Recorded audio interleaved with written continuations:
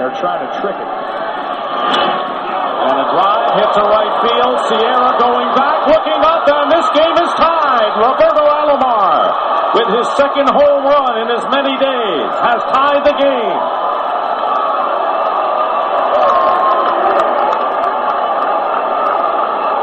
And the Toronto bench out of the dugout.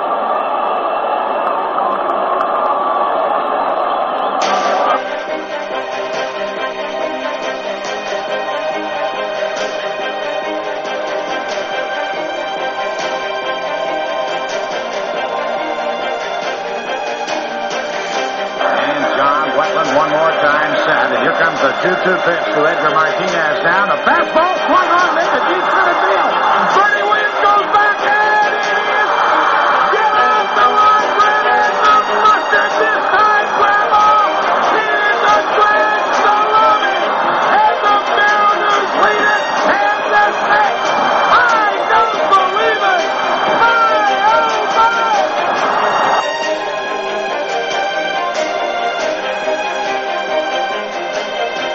From high atop the Robinson Gearing Studio Complex in straight out of God's country, Pawleys Island, South Carolina, the Let's Talk Baseball Podcast Network proudly presents Backwards K Pod. And now, here's the host of the show, Jake Robinson. Good moment, baseball universe. What is up? What's cracking?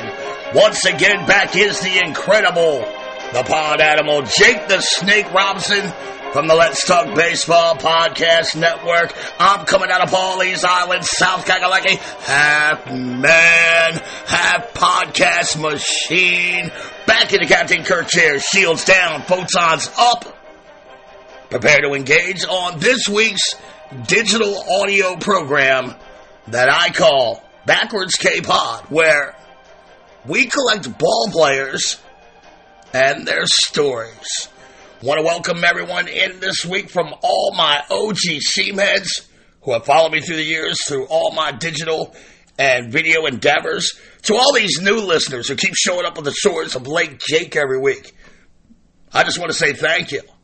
And I am so appreciative of the support and growth for this show as we wind down here in 2022, written, produced, directed, and mixed by yours truly. And it's like I said last week, this show is about the work. I take the work very seriously, but I don't take myself very serious. I ain't here to nickel and dime you in this pathetic-ass economy, as I will never Patreon or crowdsource you. Keep your nickels and dimes, brothers and sisters. I'm not driven by your money. I'm just going to roll up my sleeves, keep it consistent like my main man, Adley Rockstar, and come through every Tuesday with that free baseball smoke. You don't want that smoke. And I tell you what drives me. This game of baseball. That's what drives me. It's been my everything to me. The game has been there with me through my highest highs to my lowest depths in life. The truth is, I lived a pretty lonely, loveless childhood. All I had was baseball. And doing these shows is nothing to me. I've been talking to myself about baseball since I was 6 or 7 years old. I was the kid that was always talking to himself. And in my head, well, I was doing this show. The truth is, if we had this check back in 1978 when I was like 7 years old, I would have been a millionaire wonder kid by now. But look, it is what it is. I've had a great run in life. The game has given me so much, and this is my way of giving it back. That's why I expose myself to the globe, the world, to leave something behind for these little boys and girls. One day, this will all be over. Nothing lasts forever. And I've made it my inner mission to leave my voice behind for this sport and her indelible stories. If one kid, 20 years after my death, hears this show and falls in love with baseball, well, I'm going to rest easy, my Seamhead friends. You know, real quick, it's funny. I got an old shipmate from the Navy. His name is James, and his son's name is Jake. So, obviously, the kid is a little badass athlete, right? Jake, of course, right? Well, James, he IMs me one night recently, and he says, I got my kid hooked on your show. He loves the stories. He can't stop laughing at your voice. And I'm going to tell you, that struck a chord with me. It has always been goal number one in my mission statement to leave something behind for future generations. And I go in the studio, red light goes on, I give you the skinny, and I'm on a wing and a prayer after that. So going back to taking things seriously, I don't take myself seriously, at all. But I do take the word serious, and I'm driven by paying the game back for future generations. This show, Backwards K-Pod, is available on all platforms, wherever you listen to your pods, or you can visit my website, diamondsnakejake.podbean.com, to hear this or any of the other shows in my vault of archives. If you want to make a donation to the show, it's very easy. Look, if you're on Apple or Spotify or any other platform that offers you a chance to rate and review my performance, please do so as you see fit. I ain't scared. Please donate 5 stars to our ratings, and tell the powers that be that you just find me so irresistible, you wish you could wrap me up in a bow and take me home to your wife and kids. So keep your cash, give me the superlatives, and look, we're all juicy, baby. My man Cecil, down in Central Florida, sitting in the crib, listening to me, waiting for Hurricane Nicole to blow through his town. He sent me a message. It reads, Jake, just listen to the Skydome show, great show as usual. I'm wondering, though, do you think that more clubs should use retractable domes? Also, the renovation plans look amazing. And spot on with those upgrades, brother. I dropped a couple of the plans in the Let's Talk Baseball Podcast Network Facebook room, and it got a lot of great response and comments. I love that patio sky bar that will be where level 500 is currently. And raising those bullies and moving the fans closer to that area, it's going to be great. Also, box suits, field level, that intrigues me. These different levels that they have, it's going to look more like a ballpark and not like a multi-purpose cookie cutter. Now, as far as more and more retractable roofs, I believe it comes down to geography most of the time, Cecil. I can remember driving past the stadium formerly known as Joe Robbie. It's now Hard Rock Cafe, I believe. It's in Miami. So I'm driving past there one July day in the late 90s, and I'm looking in the stadium. I see about 4,000 fans in there, and all I keep thinking is, those people, they must be melting inside that son of a bitch. Now, I love baseball, but I'm not sitting in discomfort for 3 hours when I could just, as well watch the game at home in the air conditioning comfort of my home base. Now, I feel like the Marlins did the right thing, but the Twins did not. If the Twins ever go to the World Series, with postseason now going to almost November, we could see some really crazy things. And for the life of me, I will never understand why the Twins did not go retractable. I also think that a lot of clubs prefer the natural grass, and having a dome or a roof of any kind, it makes that a little more challenging. And I'll say this, Cecil, I think the days of the original dome stadiums are gone. And all top stadiums from here on out will have retractable roof of some kind. Now, I could be wrong, but I think that is the way we're going now. So thank you for your question, my friend. Good old Cecil, down there in Florida, one of my most loyal of lieutenants in my stables. I love that dude. If you'd like to reach out with me a comment or a question, there are various ways to do so. You can send the show an email at backwardskpod@gmail.com. You can find me on Twitter at back_K_podcast. You can leave me a question at my website, diamondsnakejake.podbean.com, or you can find me on YouTube or Facebook under the Let's Talk Baseball Podcast Network banner. I mean, look, I'm all tangled up in the web, bro. Come and get some. And anywhere you want to go, I mean, I'm there. Just look, and I'm there. And if you want to leave me a message, go for it, brother. Okay, so it looks like I got all the minutiae out of the way. The catcher is about to come down, and I'm going to call all aboard as we get this runaway freight train loaded down here on this beautiful island, as this week we will be taking a look at the rich history of baseball in Puerto Rico. Now, as the WBC is on the horizon for March of 2023, BKP is going to be shifting gears a little bit in the second season starting in January. We're going to be pretty much examining all these countries involved in the tournament. I've already given you baseball in the Dominican Republic, as well as baseball in the Netherlands. Both of these shows are in the archives. You can always go back and check those shows out on whatever your podcast platform is, or you can find it in my archive shows at diamondsnakejake.podbean.com. Next month, we will be doing baseball in Korea, which will give us 5 of the 16 countries involved before going into 2023. And my goal is, by the time that the tournament is ready to pop off, you're going to be in position to wow your friends with all kinds of silly information about the game in these different countries. But before I get ahead of myself, let's get after it here in Puerto Rico. And to start this, it's impossible to deny the allure of the million-watt grin of Frankie Lindor, that in-your-face swagger of El Mago, Javi Baez, or the showstopper, hard-stealing performances of a Carlos Correa in a World Series. And these young men are the constant reminder of how great Puerto Rican ballers are through their remarkable baseball skills, acumen, dynamic personalities, and this cadre of incredibly gifted athletes, among others. They inspire kids every day around the globe to pick up a glove and bat and try to imitate their heroics. For 70 years now, over 300 Puerto Rican players have graced Major League Baseball.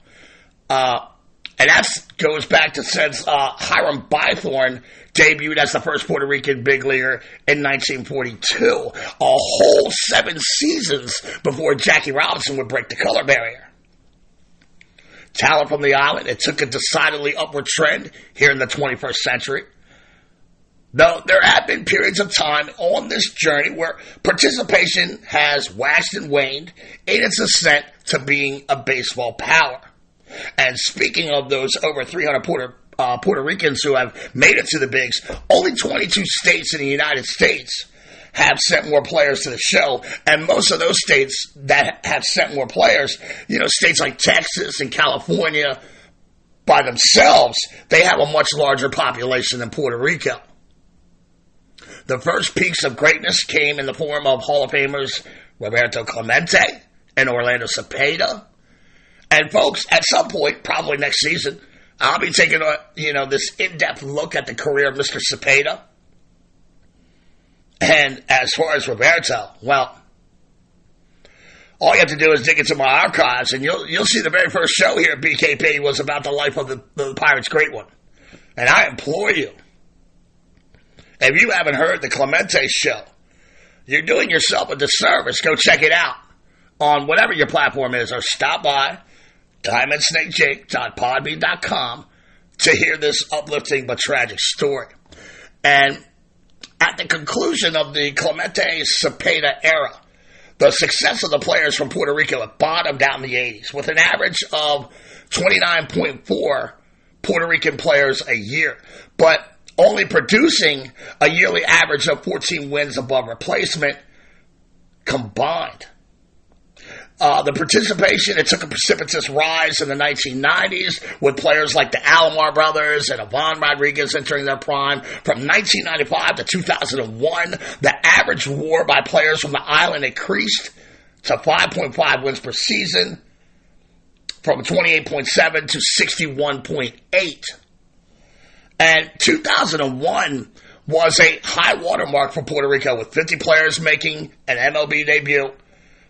Puerto Rican players made up just 4% of all players rostered, but they claimed over 12,961 plate appearances, or approximately 7% of all the plate appearances in baseball that year. The 2001 season also marked a 3-year stretch that saw Puerto Rican players more valuable than ever before, or since, with their players accumulating 61.8, 59.9, and 60.3 wins above replacement in 2001, 2, and 3, respectively. Puerto Rican players such as Carlos Beltran, Carlos Delgado, Jose Hernandez, Javi Lopez, Mike Lowell, Jorge Posada, Javier Vasquez, Jose Vidro, Bernie Williams. They were all well above average during the stretch, each posting individual seasons worth more than 4 wins. As the golden generation of ball players left their prime and big league careers, production from Puerto Ricans, it took another nosedive. Although this wasn't as precipitous as the 80s. The gravity of fall was more severe in the early 2000s. Whereas the war from Puerto Rican ballers, it fell from 19.1 in 1977 to a low of 3.9 in 1981. The dip in the early part of the 21st century was from 60.3 in 2003 to a minuscule 8.5 in 2014. And the reason for the dip in the 80s is rather opaque. But that recent bottoming out appears to correlate to rule changes made in 1989. And that was the year that MLB altered its draft rules, mandating that players from Puerto Rico are to be selected by the amateur draft rather than scouted and signed as free agents like players from most other Caribbean nations. Former MLB player and current broadcaster Eduardo Perez. He said it took time to learn how to develop players, and it also took time for MLB and organizational level scouts and coaches to understand how to be patient with players from Puerto Rico. And part of what happened was that all the efforts that MLB had put into Puerto Rico as far as developing and scouting, it began to slow down. The resurgence occurred when former Puerto Rican players, they began building baseball academies on the island. And it became clear that MLB was not going to do it. They'd have to take it upon themselves to make sure baseball does not die in Puerto Rico. Here in 2022, there are now several baseball academies in Puerto Rico to help groom future stars for the majors. Not only make them great players, but by molding young boys' minds from their adolescence to hopefully ushering, like this next gen into the big leagues. These academies, they provide rigorous academics as well as developing baseball skills. And in a way, they foster like this cultural awareness and education for the boys. For example, the Beltran Academy teaches classes in English to prepare these students for their cultural barriers that can overwhelm some youth upon leaving the island. And Lord knows how much talent the game has lost through the years from guys who can play their asses off, but they were ill-prepared for the big lights of American professional sports. Carlos Beltran himself admits that he struggled mightily with his English when he first came up in the Barrios organization. There were many times he literally just wanted to quit because he was just so overwhelmed by life in America and being far away from his tiny, small island nation. Beltran has made every concerted effort to give these boys an education on baseball and life. Should they fall short of their baseball goals, which, let's be honest, most of them will, at least they're educated and they're literate, right? And they're able to compete in the cruel real world. It is the kind of education, that's easy for me to say, right? Which was not available to athletes or their parents in the immediate years after the MLB draft rule changed. And it is truly helping to enhance the prominence of the Puerto Rican ball player today. The work at these academies that have put into young players have been, a total reboot and renaissance for Puerto Rican baseball because these families themselves, they don't have the resources to develop baseball talent. So it's an economic strategy as well as a baseball developmental strategy that's taking place here in 2022. And I see this as an opportunity to play baseball and be the best that you can possibly be, but it's also an opportunity to open eyes and send more kids to college. It's ridiculously fucking hard to get drafted off the island unless you know somebody and they're giving you this push. Well, with these academies in place now, that push becomes a little bit easier, but if you still don't make it, well, you got a real education to fall back on. So, now that I told you where we are, let me tell you a little bit about how we got here. Baseball, by far, is the most popular sport in Puerto Rico. In terms of spectators and active participants, baseball's king.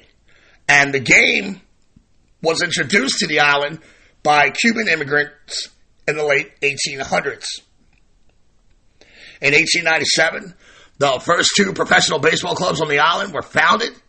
And in 1898, the United States invaded Puerto Rico in the Spanish-American War. Initially, the sport was ridiculed in Puerto Rico. As, these hard tobacco and sugarcane farmers, they called it efete, meaning unmanly, sissy, effeminate. And sidebar, please bear with me with my Spanish. I don't speak the best Spanish in the world. I speak enough Spanish to survive in a kitchen, if you can understand that. It's funny, I got many friends from the Honduras, El Salvador, Guatemala, who have told me the same thing, that baseball is actually a sport played by women in their countries. It's not looked on as like this masculine sport like soccer, which in the U.S. is backwards, right? Dudes suck at soccer here. The women are very competitive in soccer, if not usually number one ranked in the world. We're just different. America, we always got to be different, right? So, while the game was being ridiculed, something interesting happened. If you remember back to the Baseball in the Netherlands show that I did, I told you how back in the 1930s, I believe the Dutch were feeling good about themselves, learning baseball, and they challenged some American servicemen over in Amsterdam to a friendly game, and the Americans abused them. It was something like 30-3. Well, that same thing happens here, only different. The Puerto Ricans and the American soldiers occupying the island at this time, they played baseball against one another all the time, and the Puerto Rican teams embarrassed and defeated the more experienced American teams regularly. And because of that, the sport began to catch on. The first two clubs, founded in 1897, were the Almendores Baseball Club, owned by Francisco Alomar Armas, and the Puerto Baseball Club, owned by Santos Felipe. And according to El País newspaper, the organized professional game played on the island occurred, the first organized professional game played on the island occurred on January 11th, 1898, at the Velodrome in Santurce, San Juan. The Puerto Ricans beat the Almendores by a final of 3-0. The first game to go 9 innings was played January 30th, 1898, when Puerto Rican beat Almendores again by the final score of 9-3. Later that year, Puerto Rico became a U.S. territory when it spanked Spain's ass and sent them packing in the Spanish-American War. And like I said, the soldiers stationed there would challenge these Puerto Rican pro teams, and on November 4th, 1900, the Almendores, they trounced Americans of the 2nd Regiment 32-18. Here are just a few of the biggest moments in Puerto Rican baseball history. By the 1920s, team from San Juan and the Puerto Rican Stars, they would travel to New York City to play against American barnstorming pro teams. In 1928, Emilio Navarro of the Cuban Stars became the first Puerto Rican to play in the Negro Leagues. In 1940, Satchel Paige, while pitching for Brujos de Guayama, he walked off a field and straight out of the fucking stadium because they claimed to see a ghost standing next to him on the pitcher's mound.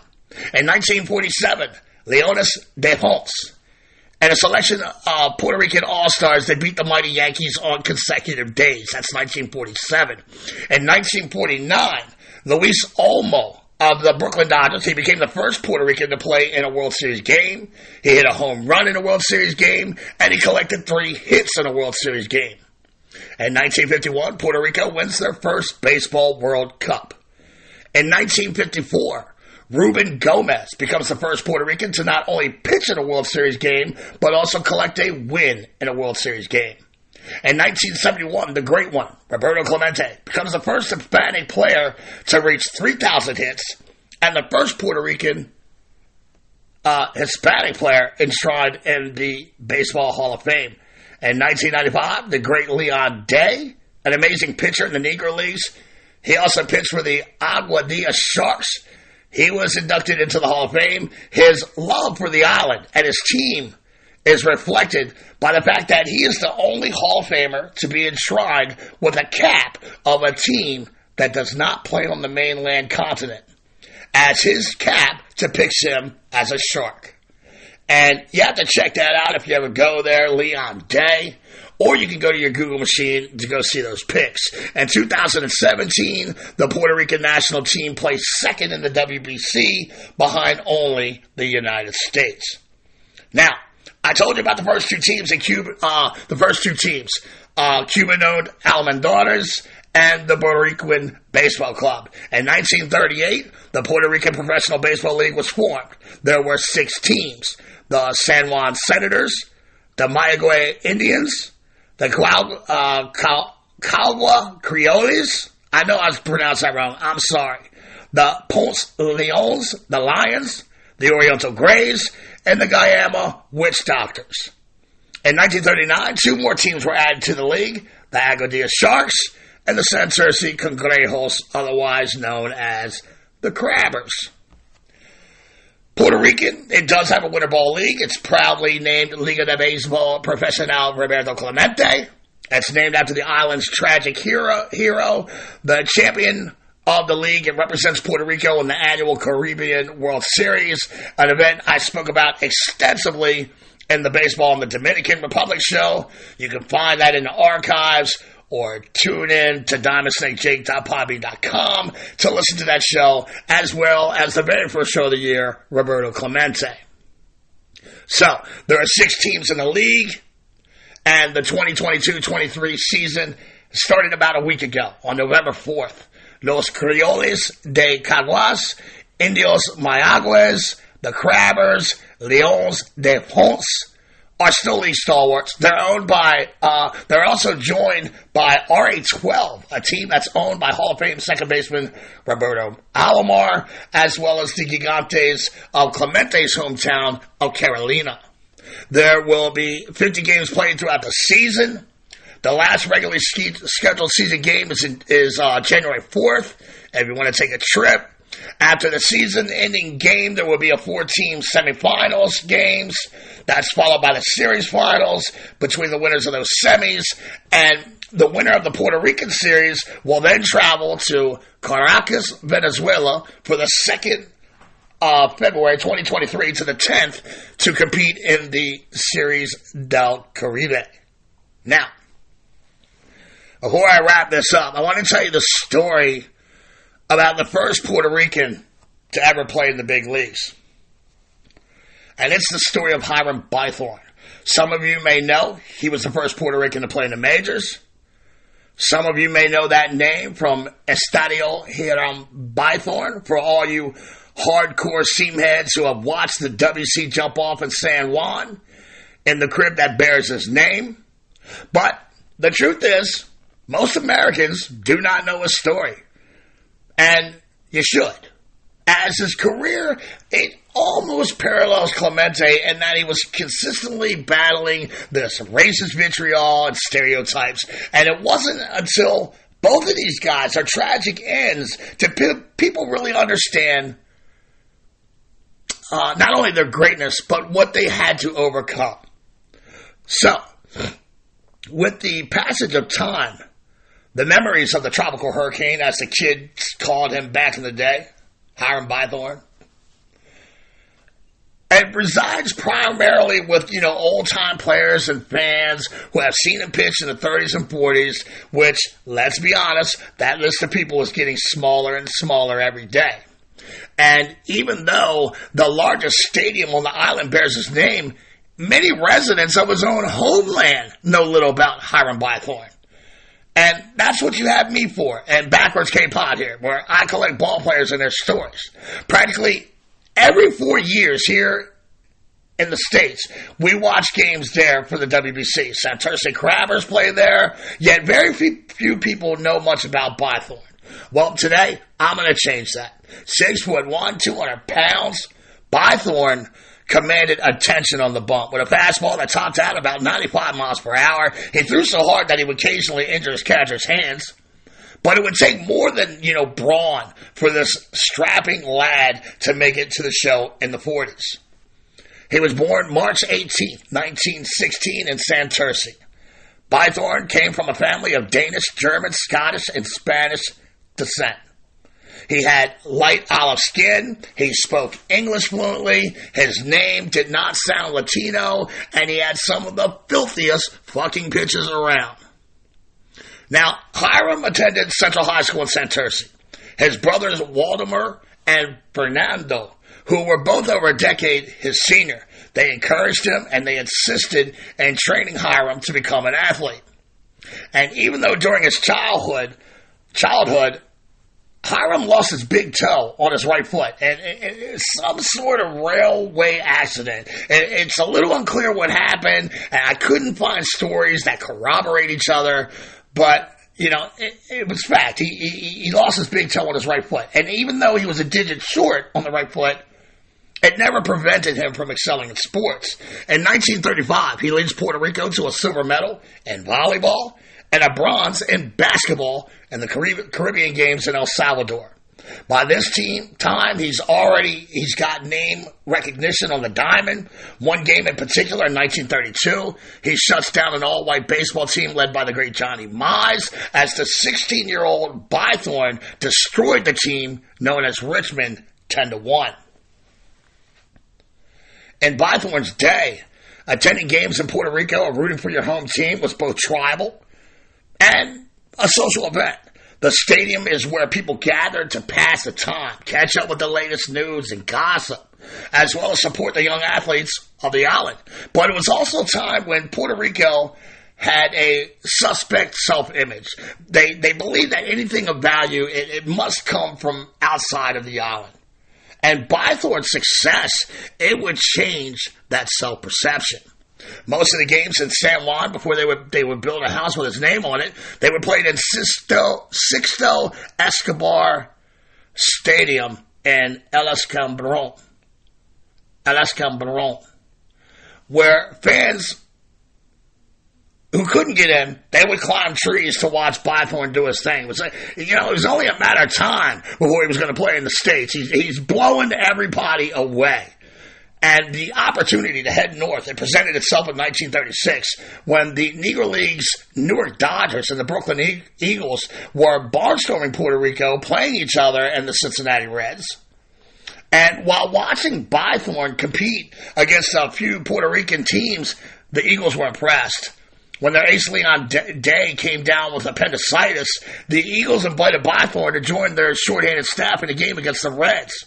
On March 1st, 1936, the 20-year-old Bithorn, he pitched in his first game against a major league club.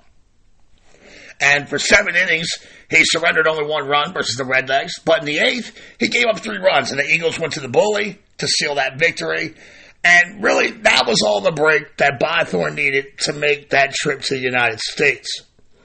From there, he is signed by Independent League Class B Norfolk Tars of the Piedmont League. Bithorn would spend the next 6 years on the farm, moving up mid-season 1937 to the Yankees Class A affiliate in Binghamton. By mid-season of 1938, he's continuing to improve. He's advancing to Newark Class AA team, also affiliated with the Yanks. And in his first 2 minor league seasons, he went 16-9 and 17-9 respectively. And after each season in the States, he would return home to wear the Senators' uniform. And because of his minor league status, the Puerto Rican Liga de Baseball Profesional, they classified him as Blanquito, or white. It was then changed to Refresa, which means outsider, before finally letting him play as Nativo, or native. When San Juan's manager, Juan Turriella, resigned after just 2 weeks of the 1938 season, the Senators, they hired Bithorn to be the manager. At 22 years old, Bithorn is still the youngest manager in the history of Puerto Rican winter ball. At the end of the 1941 season, the Chicago Cubs, they drafted Bithorn from the Hollywood Stars, along with Cuban-born Chico Hernandez from the Tulsa Oilers, to form only the third Spanish-speaking battery mate in baseball history at the time. And side note here, folks, this is 8 years before Jackie Robinson. This lends me to believe that if you were black and you were light-skinned enough, say my complexion, and, you might have a chance to get over as a Latin player if you go that way. I do find it amazing that Bithorn is a full 8 years before Jackie, yet no one ever talks about it. It's almost like it's, forgotten baseball history. So, Bithorn made his Major League debut with the Cubs on April 15, 1942 at Sportsman Park in St. Louis. And Hernandez made his debut the next day in St. Louis as well. Bithorn pitched 2 innings. He allowed no hits in the debut game, which the Cubs lost 4-2. Often, the two would openly converse and exchange signals aloud if the opposing team had no Spanish-speaking players or coaches. And in the beginning, Mel Ott, the former slugger, by now manager of the New York Giants, he had Cuban-born Dolph Luque sitting on the bench, feeding off Ott the conversation between the battery mates until they finally realized his presence a year later. In 1942, Bithorn's rookie year, he went 9-14 on the god-awful Cubs team with a 3.69 ERA, 65 strikeouts, and 171 in the third innings pitched. In his second year, Bithorn established himself as one of the brightest pitching talents in the National League. He's going 18-12 with a 2.60 ERA, 30 starts, 86 strikeouts, and 249 and 2/3 innings pitched, 1.17 WHIP, 128 ERA plus, and he led the National League with 7 shutouts, making him the second Latino to lead the league in shutouts. The first, ironically, was Dolph Luque, who led the National League in 1921 with 3, 1923 with 6, and in 1925 he had 4. To this day, Hiram Bithorn holds the record for the most shutouts in a season by a Puerto Rican pitcher, with those 7 in 1943. Bithorn, from all accounts, he had that blazing heater, an outstanding curve, and a sinker he threw from the low 3/4 arm slot that, batters would just roll over horseshit grounders to the corners all day. He was a hard worker, but also somewhat of a prankster and a teammate remembered as a guy with a playful nature, who loved to pull ribs on his teammates. And despite his success as a major leaguer, Hiram always lived under the cloud of rumors and gossip about his racial lineage. Simply by being Latino, there were whispers that implied that, maybe he was a mulatto. Ever since the early 1900s, when the first Latinos were recruited to play organized pro ball in the U.S., the dudes responsible for policing the color line during the Jim Crow era had sought evidence of a player, their whiteness or Castilian bloodline as qualification for admission to an MLB team. The Cubs themselves, they were satisfied with Bithorn's whiteness. In fact, the old Cubs press guide, I looked at it, his bio stated that he was of Danish and Spanish heritage. Nonetheless, Hiram endured the stereotyping and the slurs from the opposing players, managers, fans, wherever he went. On the other hand, his light skin, it meant nothing to fans in San Juan, and it meant everything to the dopes who ran the game in America. And it's the only reason they let him play. As a Puerto Rican, Hiram was a U.S. citizen, which made him eligible for the draft during World War II. After his draft deferments were denied, the War Department reclassified him to 1A. He was inducted into the U.S. Navy. He served a 2-year stint at the San Juan Naval Air Station in Puerto Rico, where he served as a player manager of the Post baseball team. After his discharge in 1945, Bithorn marries Chicago native Virginia Axford in Mexico. And an injury to his hand delays his return to the Cubs in 1946, and he only appears in 26 games, mostly in relief. And clearly, Hiram is no longer the promising pitching prospect like back in the day. He gained 25 pounds by now, and many say his whimsical, lovable spirit, it has soured since being in the military. Not really sure what happened, but something changed in his attitude, his demeanor, and I guess it kind of bled into his abilities, it sounds like. The Cubs would eventually trade him to Pittsburgh, but he never played for them. He was placed on waivers, selected by the White Sox, but by now, he's played with a sore arm, and he only pitches 2 games for the Southsiders. His Major League career ended with his final game, the first of a doubleheader against the Philadelphia A's on May 4th, 1947 at Comiskey Park. Hiram pitched an inning. He allowed a hit, but he was the winning pitcher in an 8-7 victory over Filthy. Hiram in Virginia, they lived in Chicago when their only child, Hiram Jr., was born in May of 1951. Bithorn's mother and his sister had moved to Mexico City, and plans were made for Hiram to sponsor the baptism of his sister's newborn son. Fearing that this trip would be too much for Virginia and his 7-month-old son, he kissed his wife and he set out to drive the 1,685-mile journey on his own. And little did his wife or son know that would be the last time they would see him alive. Driving a 1947 Buick, he crossed the U.S.-Mexico border and traveled to the town of El Monte along Federal Highway 85. Here, Hiram Bithorn would meet his untimely death when a police officer shot the pitcher in his stomach. Now, folks, I'm going to give you everything I got, but the death it's sketchy, and the truth will probably never be revealed as to what really fucking happened. Apparently, he stopped at El Monte to get a hotel room. El Monte. Some reports say that he had no money for the room, and others say that he had $2,000 American, which, that's a big chunk of cash in 1951. That's about $23,000 today in the 2022 economy. So, pretty big fucking discrepancy between $0 and $2,000. The policeman, Corporal Ambrosio Castillo Cano, he claimed Bithorn attempted to sell his car to raise money for a hotel room, but he had no license or registration papers for the car, which raises the question, why would Bithorn go to a sister kid's christening without money? And how could Bithorn possibly cross the U.S.-Mexico border without proper paperwork and, license and all these things? How could he drive across the country and then, so deep into Mexico without cash? It just doesn't make sense. And according to Corporal Castillo, he got into the car with Hiram. He ordered him to drive to the police station, which, folks, that don't even sound fucking credible. The cop gets in the car with you and orders you to drive to the police station. Am I the only one not buying this futacta?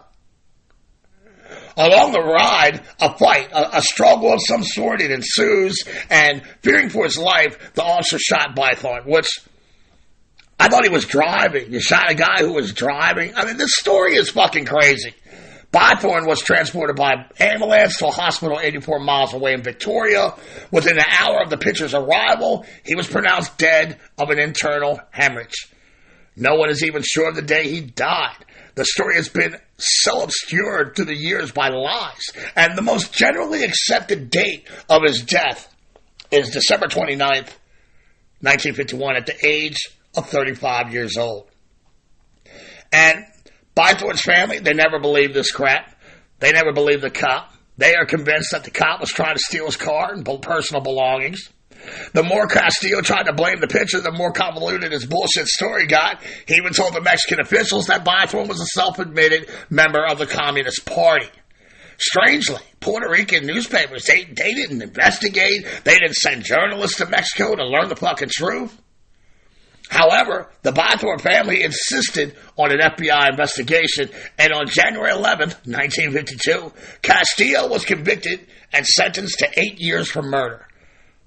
And the whole true story has really never been revealed. There's so many different, versions of it, and it's really tough to accept it.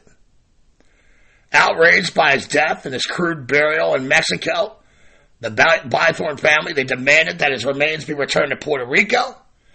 Hiram's decomposing body, still in the clothes he was murdered in, was returned home on January 12, 1952. The next day, about 5,000 people followed by his casket on the field at Sixto Escobar Stadium prior to his burial in Isla Verde, the same place where, the second groundbreaking Puerto Rican ball player would die 20 years later. 10 years later, the city of San Juan, they memorialized the island's first major leaguer by naming its new 18,000-seat ballpark Hiram Bithorn Stadium, a more than fitting tribute to the pioneer who opened the door for all Puerto Rican ballers to realize their dreams. So, before I twist this up around the horn, let's take a look at Hiram Bithorn's MLB stats. 4-year career with the Cubs and the White Sox. He did miss the 1944 and 1945 seasons due to military service and World War II. 4.9 career wins above replacement. The Tropical Hurricane had a 34 and 31 win-loss record with a 3.16 ERA. He pitched in 105 Major League Baseball games, starting 53 of them. 30 complete games. 8 of those were shutouts. That includes that 1943 season when he led the NL with 7 shutouts, which I mentioned before is still the record for Puerto Rican hurlers. He also had 5 career saves. 509 and 2/3 innings pitched, 185 strikeouts, 2,147 batters faced, 3.27 FIP, 1.35 WHIP, and a 104 ERA plus. And that, my Seaman friends, is the story of Hiram Bithorn and baseball in Puerto Rico. And America, we're a melting pot, and nowhere is it truer than in baseball. More than a quarter of MLB baseball players are of Hispanic heritage, and only the Dominican Republic produces more ball players than the Puerto Ricans. Baseball is deeply rooted in their cultural DNA. Baseball is not just about the major league. It's a part of being Puerto Rican. It's no different than the rice and beans on their plate every night. The island has been repeatedly rocked by tropical storms the last few years, and they still haven't fully recovered from Hurricane Maria in 2017. The poverty level has spiked on that island, as many families have lost everything in the last 5 years. And a lot of people have migrated to Florida, and they've joined these diaspora communities, celebrating their Puerto Rican heritage together. The passion for baseball, in many ways, is how these displaced people maintain their connection to the homeland. And it is a testament to the way that Puerto Rican flag pulls on their hearts of the island residents, as well as Puerto Ricans around the world. I want to thank all of you for hanging out in my little sandbox this week. I hope you enjoyed listening as much as I enjoyed telling you the story of baseball and Puerto Rico. There are a lot of useful tools out there. If you would like to know more about the topic, first of all, I have the Roberto Clemente story here at Backwards K-Pod. If you haven't heard that, you're missing out. It was the very first fucking show. I put my heart and soul into it. I'm biased, but hey, it's the best goddamn Clemente show I've ever heard on pod. You can check that out on all your pod platforms, or go on over to diamondsnakejake.podbean.com to get a piece of that. Also, there's a great book that I endorse wholeheartedly, as it was very helpful to me and my research. It's called Puerto Rico's Winter League, a history of Major League Baseball's launching pad. And it's by Thomas E. Van Hyning, Hyning. And look, if you really want to know, I recommend this book. I found the hardback copy for $45. The paperback version is $35. I highly recommend this book. And, like my boy KRS-One used to always say, you must learn. Also, there's some great video on YouTube about baseball in Puerto Rico. And I suggest you learn more about Hiram Bithorn, a true pioneer and a tragic death. This is a guy all seamheads should know a little backstory on. Hopefully, I motivated you to find out more about him, as I really barely scratched the surface on the totality of his life. So, by all means, do your own research and tell me what you think. So, with the history of Puerto Rico in the books, I now change my focus to my next show, which is a bonus show for you guys. I got it coming out this Friday, November 18th, as I will be sitting down with former MLB player Shea Hillenbrand, and we will be discussing his journey to the big leagues, his abrupt retirement, and what he's up to now. So you're going to want to tune in for that, Friday, November 18th, Shea Hillenbrand. But look, Hillenbrand, that's an interview for another show here at Backwards K-Pod, where we collect ball players and their stories. Parents, if you see your kid sitting on the couch with their nose in a phone looking bored AF, by all means, take him or her outside and play a game of catch. Thank y'all for coming out. God bless. And win the day.